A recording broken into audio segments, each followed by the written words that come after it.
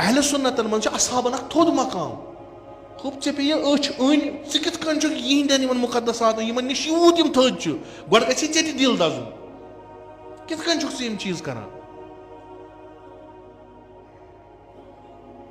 تتھ کیٛاہ ووٚنُکھ اورٕ قدرتی یم سات یہ ٹوٹھ یم چھ امیر المومنینس دپان اسہ چھ یم سُنٛد تہِ محبت یتھ کٔنۍ اسہِ ابو بکر صدیق سُنٛد محبت خوب ژےٚ چھے نا پتہ ییٚلہِ ژٕ احانت کرکھ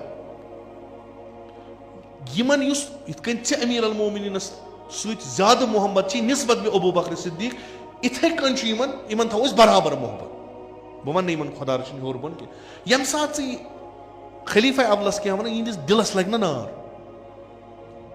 یہ چھُنہ عقل سیوٚد یمن چھُنہٕ اسلام چھُنہ یموے اوٚنمُت یموے خلفاہو اوٚن نا ییٚمہِ ساتہٕ ژٕ یہِ بیوقوٗفانہٕ کتھ کرکھ ژٕ چھُکھا پننس مذہبس خدمت کران کِنہٕ موٗل پراٹان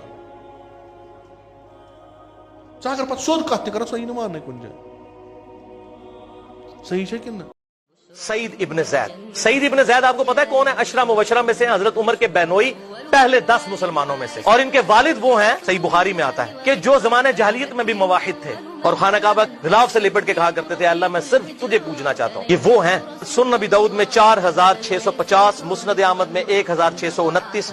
حضرت معاویہ رضی اللہ تعالیٰ عنہ نے مغیرہ ابن شعبہ کو کوفے کا گورنر مقرر کیا، وہ بھی صحابی ہیں رضی اللہ تعالیٰ عنہ. حضرت مغیرہ ابن شعبہ صلح حدیبیہ سے بھی پہلے کے مسلمان ہیں. تو سعید ابن زید مغیرہ ابن شعبہ کو ملنے کے لیے آئے کوفے میں، اور جامعہ مسجد میں بڑی چارپائی پہ مغیرہ ابن شعبہ بیٹھے تھے. سعید ابن زید آئے، انہوں نے ان کو اپنے پاس چارپائی پہ بٹھایا پروٹوکول کے ساتھ. تھوڑی دیر میں وہاں پر ایک شخص آیا قیس بن علقمہ، اور اس نے باتوں باتوں میں گالیاں نکالنی شروع کی. حضرت سعید بن زید تھوڑی دیر تک تو مہمان تھے بیچارے، خاموش رہے، سنتے رہے. پھر انہوں نے کہا مغیرہ ابن شعبہ یہ کس کو گالیاں نکال رہے ہیں؟ انہوں نے کہا یہ مولا علی کو گالیاں نکال رہے ہیں. اللہ اکبر ولیعوذ باللہ تعالی. حضرت سعید ابن زید کانپ اٹھے. انہوں نے کہا اوے مغیرہ، اوے مغیرہ، اوے مغیرہ، مجھے زندگی نے یہ دن دکھانا تھا کہ تو اللہ کے نبی کا صحابی اور تیری مجلس میں مسجد میں ایسے لوگ بیٹھتے ہیں جو جنتی مولا علی کو گالیاں نکالتے ہیں، اور نہ تو انہیں اپنی مجلس سے نکالتا ہے نہ ان کا منہ بند کرواتا ہے.